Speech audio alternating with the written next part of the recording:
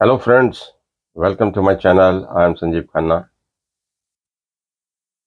आज love affairs के बारे में बात करते हैं, उसके कॉम्बिनेशंस, और देखते हैं कि केपी एस्ट्रोलॉजी में कैसे हम देखेंगे कि आपका लव अफेयर है, सक्सेसफुल है, और किस किस्म का लव अफेयर है। तो इस सारे को डिस्कस करने से पहले please subscribe to my channel. अब देखिए, लव अफेयर्स का प्राइम नंबर केपी एस्ट्रोलॉजी में हम देखते हैं तो prime number is 5, house number 5। तो हाउस नंबर 5 आपका लव अफेयर्स का घर है, बिसाइड्स अदर थिंग आपकी संतान का भी घर है।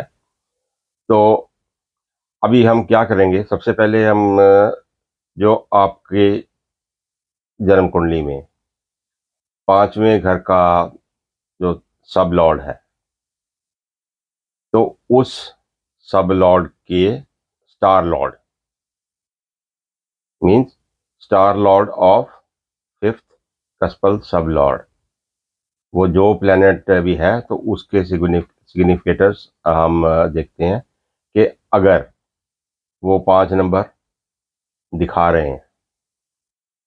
अब लव अफेयर्स नॉर्मली ये एक रास्ता है आपकी मैरिज की तरफ जाने का, जाए या ना जाए, बट रिलेशनशिप अभी आपकी शादी की तरफ जाता है। तो 5 नंबर लव अफेयर्स का हुआ, 7 नंबर शादी का हुआ, 11 नंबर आपकी इच्छा पूर्ति का हुआ।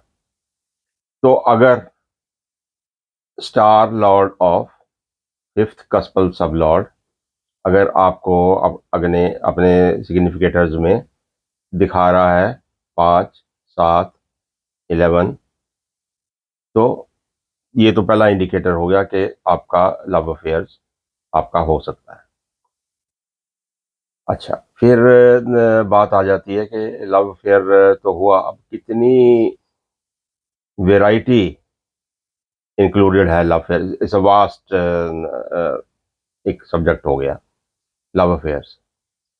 तो अगर लव अफेयर आपका है, दुनिया जानती है, people know you that you are having an affair with, और वहां पे आपका कोई एक तरह का प्योर लव है, जिसको बोलते हैं कि कोई छल छलावा नहीं है उसमें, तो प्योर लव है, pure respect for each other.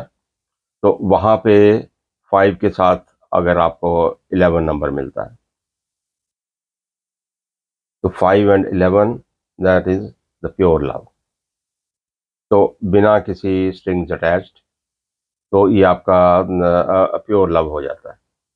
तो बाकी किस किस्म के घरों की इन्वॉल्वमेंट से कौन कौन किस किस्म के लव अफेयर चलते हैं, ये आगे चल के देखते हैं।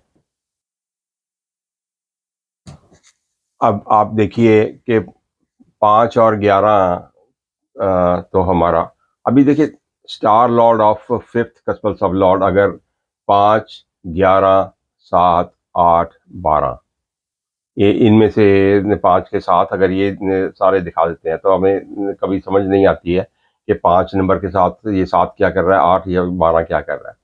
तो अभी देखिए, 5 और 11 तो प्योर लव अफेयर हुआ।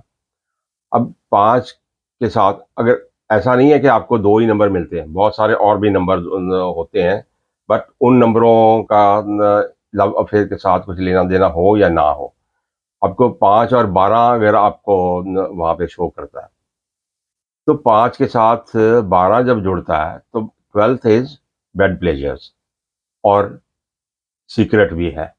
तो एक तरह से आपके उस लव अफेयर में फिजिकल इन्वॉल्वमेंट हो जाती है, और दुनिया से छुपा छुपाया वो लव अफेयर चलता है। 5 के साथ आपको 8 मिल जाए, तो 8 नंबर भी आपका सेक्सुअल बिहेवियर या सेक्सुअल इन्वॉल्वमेंट हो जाती है। तो 5 और 8, 8 में भी आपको फिजिकल इन्वॉल्वमेंट मिलती है आपके लव अफेयर में।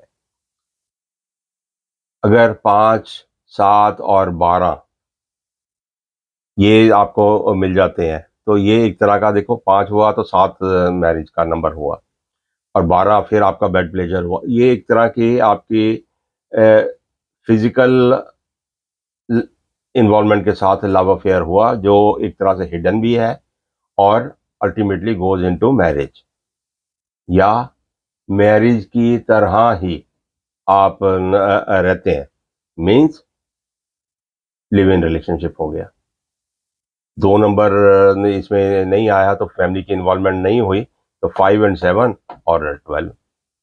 अच्छा, फिर 5, 8 और 12, 5 और 8 और 12 अगर मिल जाते हैं तो ये एक तरह का स्कैंडलस अफेयर हो जाता है, बदनामी होती है या टसल होती है। अगर आप शादी करना चाहते हैं तो आपके पेरेंट्स के साथ टसल हो जाती है, कभी किसी के पेरेंट्स नहीं मान रहे, कभी किसी के नहीं मान रहे, झगड़ा आपस में भी हो जाता है, उसकी वजह से ब्रेक होने के चांसेस बढ़ जाते हैं, क्योंकि 11 तो नहीं है यहाँ पे और 7 नहीं है, तो फिर ज़्यादा चांसेस रहते हैं कि बदनामी हुई या कुछ भी स्कैंडल आप कर देते हैं या तो भाग जाते हैं, तो बहुत सारी वैरायटी हो जाती है उसमें। पर उन चीज़ों के लिए फिर और नंबर्स का जुड़ना ज़रूरी हो जाता है। 4 के साथ 3 नंबर जुड़ जाएगा तो आप भाग गए, ठीक है? तो अच्छा, ये तो हुआ इसमें, पर टसल डेफ़िनेटली उसमें होती है, सक्सेसफुल होता है या नहीं होता, वो आगे डिपेंड करता है और कोई नंबर साथ में जुड़ता है क्या नहीं जुड़ता। फिर 5 और 6, 12 या आगे जाके 5 और 8 और 6 ये अगर मिल जाते हैं तो फिर लव अफेयर में आपके ब्रेक हो जाती है। तो यहाँ पे देखो कि लव अफेयर तो हुआ और 6, 8, 12 की इन्वॉल्वमेंट हो गई, तो वहाँ से ब्रेक होने के चांसेस हो जाते हैं।